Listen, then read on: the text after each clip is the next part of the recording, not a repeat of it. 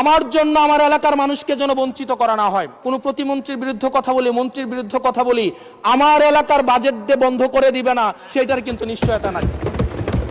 দেখতে পাচ্ছি যেটা আমাদেরকে শঙ্কার মধ্যে ফেলে, রাজনৈতিক প্রতিহিংসার রাজনীতি আবার শুরু হচ্ছে। মাননীয় স্পিকার, একজন সরকার দলীয় একজন প্রতিমন্ত্রীর বিরুদ্ধে কথা বলায় মিডিয়ার একজন সম্পাদকের বিরুদ্ধে মামলা করা হয়েছে। মাননীয় স্পিকার, এটা খুবই দুঃখজনক। ওনাকে জেলে নেওয়া হয়েছে একজন প্রতিমন্ত্রীর বিরুদ্ধে কথা বলায়। এবং মাননীয় স্পিকার, আমি আপনার প্রোটেকশন দাবি করছি, কারণ আমরাও বলতে ভয় পাই, কারণ আমরা যদি সরকারের সমালোচনা করি, কোনো প্রতিমন্ত্রীর বিরুদ্ধে কথা বলি, মন্ত্রীর বিরুদ্ধে কথা বলি, আমার এলাকার বাজেট দিয়ে বন্ধ করে দিবে না, সেটার কিন্তু নিশ্চয়তা নাই।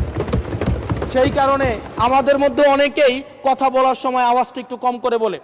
মাননীয় স্পিকার, আপনার কাছে অনুরোধ করি, আমার জন্য আমার এলাকার মানুষকে যেন বঞ্চিত করা না হয়।